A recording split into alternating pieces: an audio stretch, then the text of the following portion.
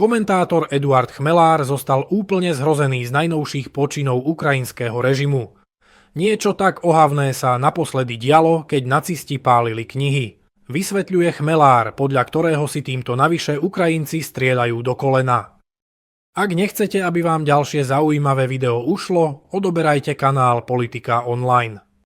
Aj keď ukrajinská vláda obhajuje odstraňovanie pamätníkov ruských velikánov dekolonizáciou verejného priestoru, nejde o nič iné ako o hrubý až barbarský útok na európsku kultúru.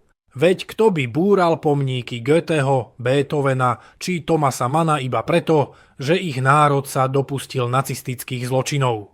V prípade Ruska sa však zachádza ešte ďalej. Ukrajinské úrady v Odese schválili plány na odstránenie pamätníka Leva Nikolajeviča Tolstého. Zbúrali už pomníky zakladateľky mesta Kataríny Veľkej či spisovateľa Maxima Gorkého, ale toto má predsa len inú príchuť.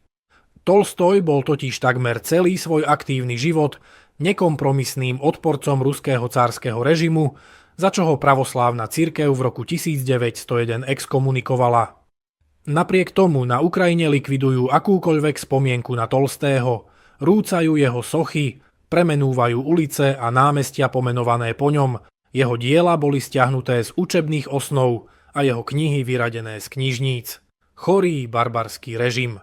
Slávny ruský spisovateľ vo svojom hlavnom filozofickom diele Kráľovstvo Božie v nás dôsledne odmietal akékoľvek zdôvodňovanie či ospravedlňovanie vojny a násilia. Keby dnes Tolstoj žil, bol by razantným odporcom Putinovho režimu práve tak ako Zelenského chunty a stál by celou váhou svojho mena za ukrajinským, ale aj ruským ľudom.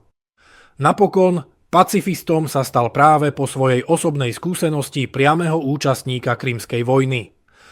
Pretrhávať takéto kultúrne väzby medzi ruským a ukrajinským národom je nesmierne primitívne a v konečnom dôsledku škodlivé najmä pre Ukrajincov.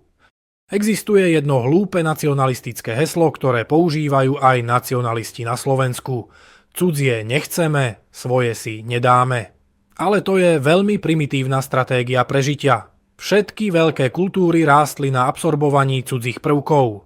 Pohlcovali ich, preberali ich, inšpirovali sa nimi a zahrňali ich do vlastnej kultúry. Iba tak sa posilňovali. Iba tak získavali dominantný vplyv. Toto ničenie ruských pamiatok je najohavnejšia vec od čias nacistického pálenia kníh.